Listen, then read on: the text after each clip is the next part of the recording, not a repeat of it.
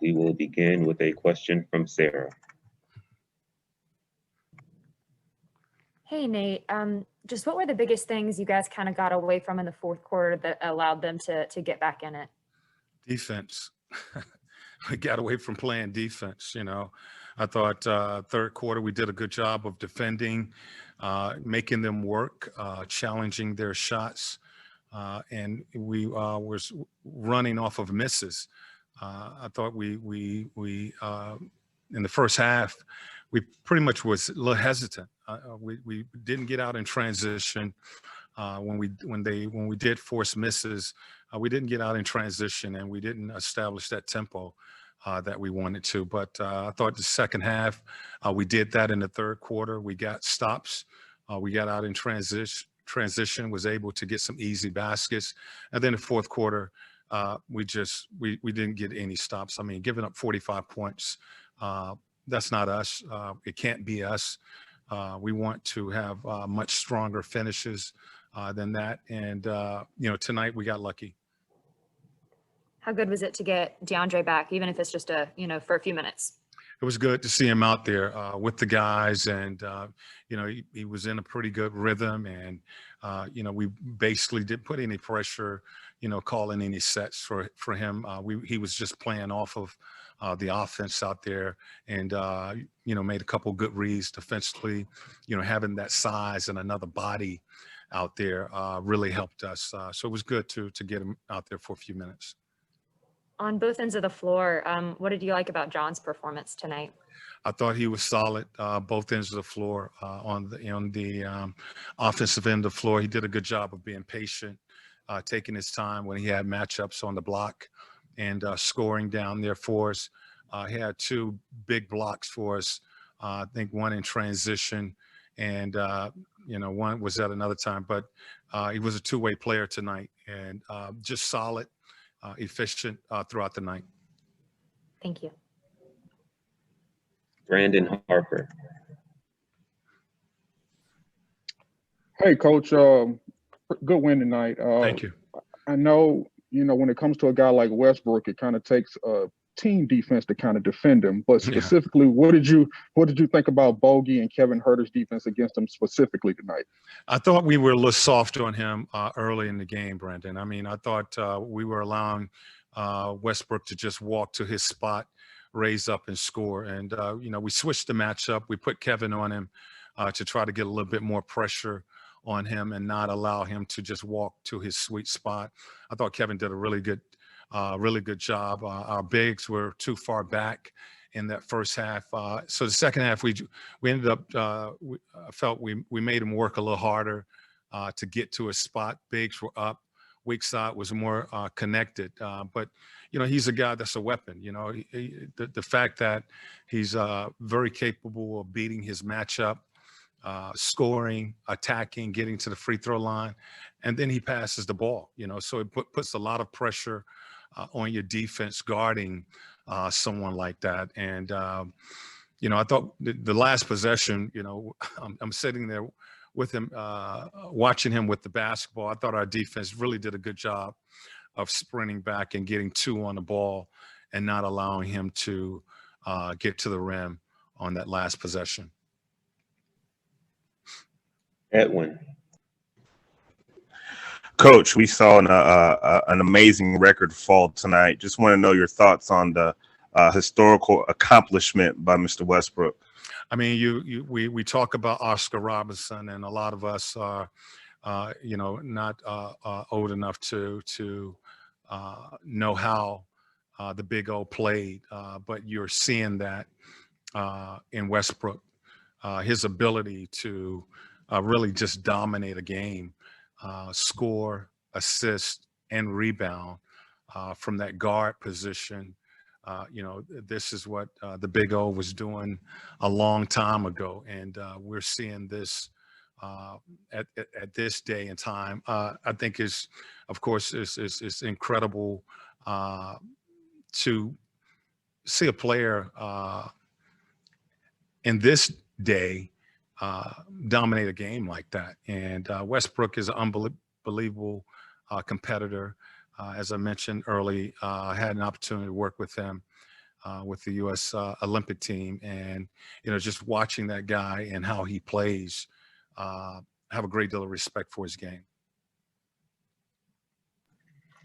Dan Woike. Hey, Nate. Like, talk about influence.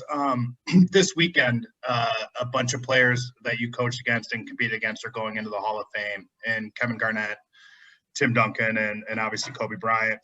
I'm curious specifically with Kobe, what are the ways that you see that he's influenced kind of the way the game is played today, whether in attitude? I mean, you mentioned Westbrook. I see a guy who with just undeniable will, which was something that Kobe Bryant had. I'm just curious kind of what you see and how did those dots kind of get connected from then to now? Well, again, he's another guy that I had the opportunity to work with the Olympic team, and just his preparation. I got an opportunity to see how he prepared for his opponent, the game, for practice.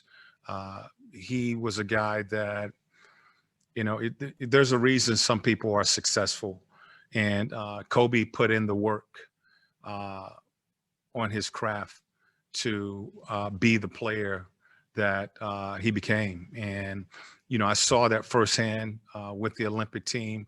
I think some of those guys from the Olympic team who had the opportunity to play with him and work with him, saw some of the things that he would do. And pretty much what I'm talking about was we would have a noon practice. Kobe would weight train at 7 o'clock in the morning, get his breakfast. He would go over and get a workout before practice, come back and meet at 11 o'clock, go back to the gym and practice at noon. He ordered or he had the video personnel to give him all video on the guy that he was going to guard. He told Coach K he wanted the best offensive player. So a lot of guys on that team at the time, the LeBrons and Carmelo and those guys like that, they saw how he worked and how he prepared. He was a guy that personally didn't want to befriend the players in the league because I think he felt as if I like you, I can't take advantage of you. So he always seemed to work to keep that edge when going out and playing the game. Garnett is unbelievable. He's a guy that played every possession hard, offensively as well as defensively. Those are great players that had the opportunity to see play and coach against. Thanks, Nate. Yep. Christos. Coach, how satisfied you are about what you see from Bogi and Trey about their partnership on the court tonight? How satisfied you are about the partnership of Trey and Bogi on offensive end tonight? I thought they did a good job. Trey had a few too many turnovers in that first half, but only one in the second. I think he had 5 turnovers in that first half, 1 turnover in the second half. And, it's a 48-minute game. It's a long game. And, what I talk to our guys about is figure it out. And we got to be better as this game goes on. And both of those guys they did a good job of, executing the offense, getting the ball, moving the ball, knocking down shots. Defensively, again, I thought, Trey and it starts with Trey and Bogi establishing us. And I thought they did that in the third quarter. Just the fourth quarter, we let that kind of get away from us. But the two of those guys are finding a rhythm. Trey understands where Bogi likes the ball. He's getting him the ball in a position where he can be productive. So, they're really starting to develop some chemistry. Thank you very much, Coach. Two more. First from Kevin Chenard. You mentioned before the game the pace, and it seemed like the Wizards were doing an extremely good job in transition, short of like not turning the ball over. What else do you want to see to kind of limit a team in that situation? Okay, just they're gonna be fast with Westbrook and Ish out there. I mean, they are, So what we want to do is just make sure that we get back and we keep that ball in front of us. I thought we needed to make some adjustments on our pick and roll defense. We did a pretty good job of getting back in transition, but when we did get back, I thought we were a little soft on the ball. We were allowing Westbrook to just walk to his sweet spot, 15, really just dribble into 15-foot jump shots. He can make that shot. So we needed more pressure. Our pickup point was too low tonight. That pickup point needed to be higher so the screen would be higher and we could keep him from getting into the paint. Tonight, we was just soft that first half, and he was basically just walking into 15-foot jump shots or walking into the paint and making plays. So I guess to answer your question, to be short, more pressure and drawing the line kind of in the sand where the pickup point needs to be. Final question from Milos. Okay, can you hear me? Yeah. Yes. Cool.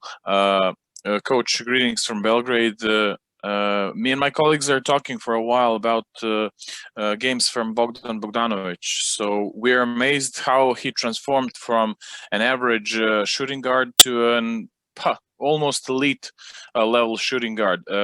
So my question is, how were you able to transform his game in that drastic way?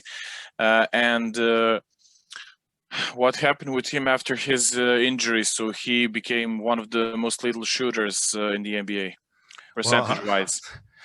I didn't do anything other than try to get him the ball. He's a great shooter. He works on it. That's something that he puts in work, and so he works on those shots that he is taking. What we've tried to do is just put him in position where he can be productive. He's a guy that can catch and shoot. So we're running more pin downs and setting more screens.